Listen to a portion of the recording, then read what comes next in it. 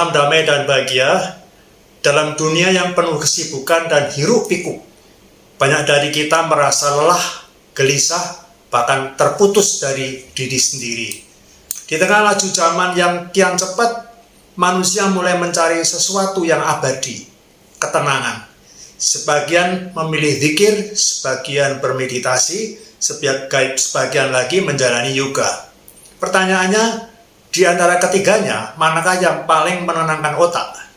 Apakah zikir yang mengulang nama Tuhan? Apakah meditasi yang melatih kesadaran napas dan pikiran?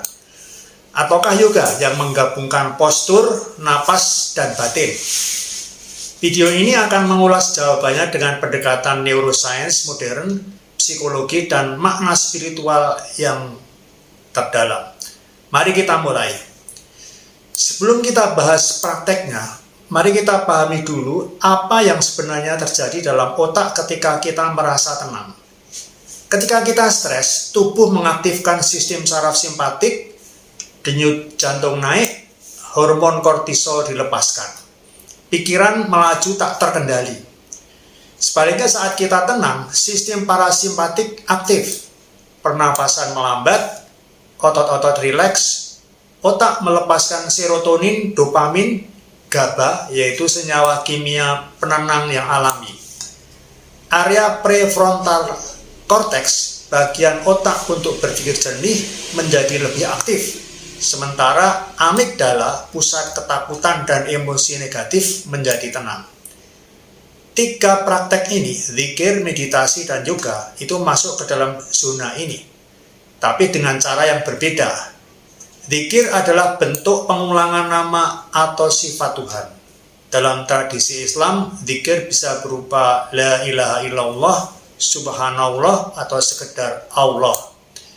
Studi dari Andrew Newberg, seorang ahli neurologi dari University of Pennsylvania, menunjukkan bahwa praktik zikir menyebabkan penurunan aktivitas amigdala dan peningkatan fokus di bagian frontal otak. Zikir melibatkan aspek auditori, pendengaran internal. Irama pengulangan menciptakan efek menenangkan, seperti mantra. Penelitian juga menunjukkan bahwa vibrasi atau getaran suara zikir itu mempengaruhi insula, bagian otak yang mengolah kesadaran tubuh. Ini menyebabkan rasa hadir, hangat, dan damai.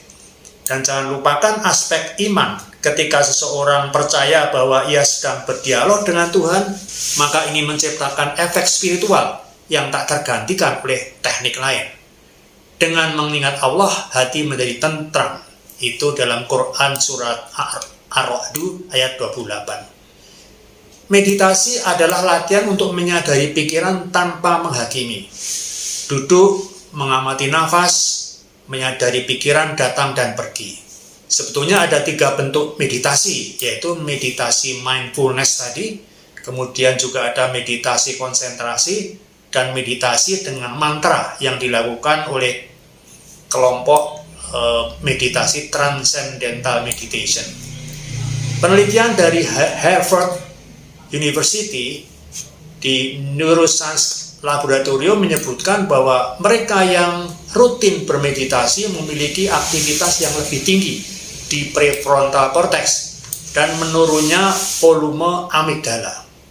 Meditasi juga menurunkan aktivitas default mode network, yaitu jaringan otak yang aktif saat kita melamun, menyesali masa lalu, atau cemas akan masa depan. Dengan meditasi, kita belajar hadir di saat ini, hadir sepenuhnya, tidak berkelana, tidak bereaksi, hanya hadir.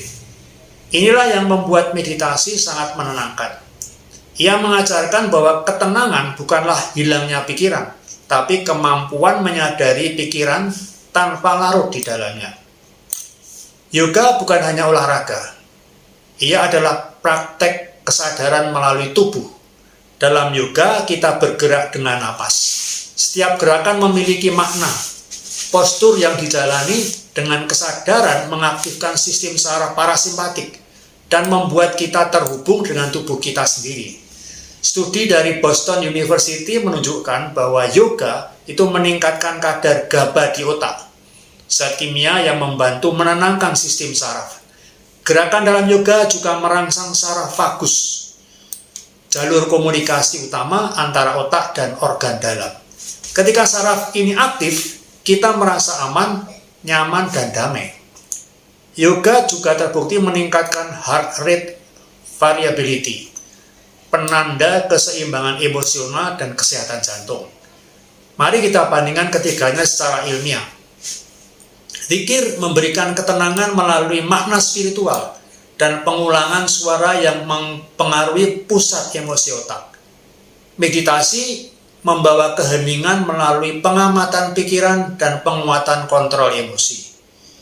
Yoga menghadirkan kesadaran tubuh, relaksasi, dan pelepasan hormon tenang secara fisiologis. Mana yang terbaik? Jawabannya tergantung siapa kita. Jika Anda religius dan dekat dengan Tuhan, zikir bisa menjadi yang terdalam. Jika Anda rasional dan reflektif, meditasi menjadi jalan sunyi yang terang. Jika Anda kinestetik dan menyukai gerakan, yoga mungkin adalah bentuk doa Anda. Kita sering terjebak pada teknik, tapi ketenangan bukan soal metode, ia soal kesadaran. Seorang yang berzikir tapi pikirannya melayang tak akan merasakan kedamaian. Seorang yang bermeditasi tapi memaksa pikirannya kosong hanya akan frustrasi. Seorang yang berlatih juga hanya untuk kelenturan tubuh tak akan menemukan keheningan batin. Ketenangan sejati itu datang saat tubuh, pikiran, dan jiwa itu menyatu dalam kesadaran, dalam hadir, dalam makna, dalam syukur. Jika Anda belum pernah mencoba zikir, cobalah ulangi satu nama suci dengan hati yang hadir. Jika Anda belum pernah bermeditasi, duduklah diam, rasakan napas, dan biarkan pikiran lewat tanpa menilai. Jika Anda belum pernah mencoba yoga, ikuti gerakan lembut dengan napas perlahan. Apapun jalan Anda, ingatlah, Anda sedang kembali ke diri sejati, ke pusat keheningan yang tak terusik oleh dunia luar. Karena pada akhirnya, otak yang tenang bukanlah tujuan akhir. Ia hanyalah pintu menuju hati yang damai, jiwa yang utuh, dan hidup yang lebih bermakna.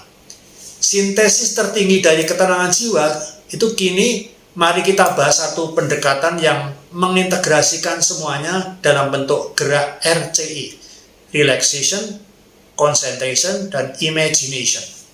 RCI adalah bentuk meditasi aktif yang memadukan relaksasi melalui napas perlahan dan kesadaran tubuh, konsentrasi melalui gerak halus terstruktur seperti tai chi dan pencak, imajinasi melalui citra diri, visualisasi spiritual, dan dialog batin dengan yang transenden.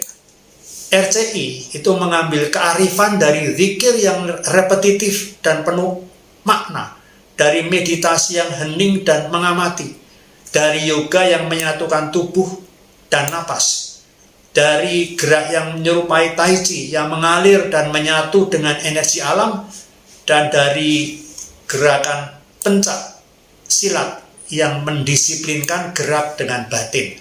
Secara ilmiah, RCI mengaktifkan gelombang otak alfa dan theta, zona antara sadar dan bawah sadar, tempat kreativitas, ketenangan, dan penyembuhan muncul. RCI juga menguatkan koneksi antara area prefrontal cortex, limbik, dan sistem motorik, menciptakan harmoni antara pikiran, emosi, dan tubuh. Dalam praktek RCI, Anda bisa memulai dengan zikir atau mantra sebagai pintu, masuk ke gerakan ringan yang ritmis dan sadar, lalu membiarkan pikiran terbang ke imajinasi indah, menyentuh cahaya, ruang hening, atau bahkan dialog suci dengan yang ilahi. RCI bukan agama, tapi ia menghormati spiritualitas. Ia bukan teknik kosong, tapi jalan pulang ke dalam.